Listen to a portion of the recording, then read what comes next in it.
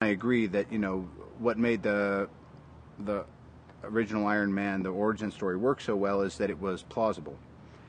And then we had a bunch of fun doing the second one. And this time I feel like, again, speaking of alternate realities, you know, there's a way that that Tony can interact with the Avengers, because he's already had hints that this Nick Fury guy is clearly stringing him along. And so he's in the dark about it, so it shouldn't be that big a surprise. At the same time, I think it's kind of through Tony's eyes that you have to see and buy into some of these bigger ideas now, you know. I think he's curious, and it's hard for him to ingest what's going on, so he wants to go see it firsthand, but he's still himself.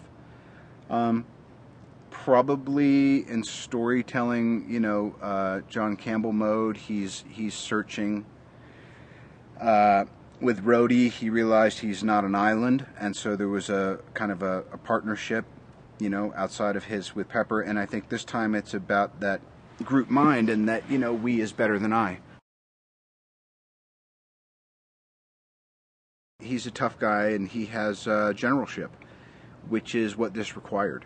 You know, you think of like Joe Johnston on Cap. It was like, you know, I bet that guy really said, look, we're mashing up genres and I'm going to really marshal this thing through. You think about Ken Branagh for Thor. There's no better person that Hemsworth could have had this kind of interaction and tutelage from. And for me, John was a natural fit.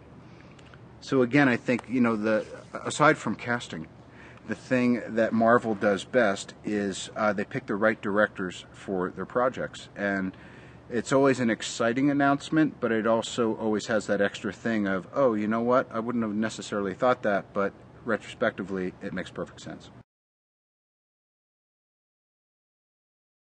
I'd always felt that Mark was the guy to play Bruce Banner, because there's something kind of immensely introspective and affable about the guy that makes that curse or that opportunity or that karma he has, which is not of his doing but his responsibility to manage some way.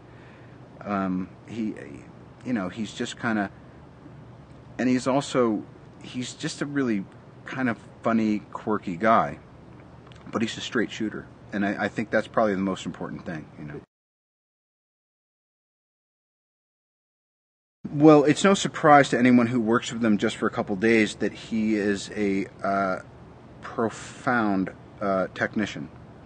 And so honestly, I think you'd probably have to go back a generation from that and probably look at, he's got, you know, some of the same operators and other people that work with Spielberg or work with people of that genre, and you know, even the Buffy series and his other films have always been visually really kind of their own thing. So, but I think what he's doing is he's drawing on everything he needs to draw on to make it his own.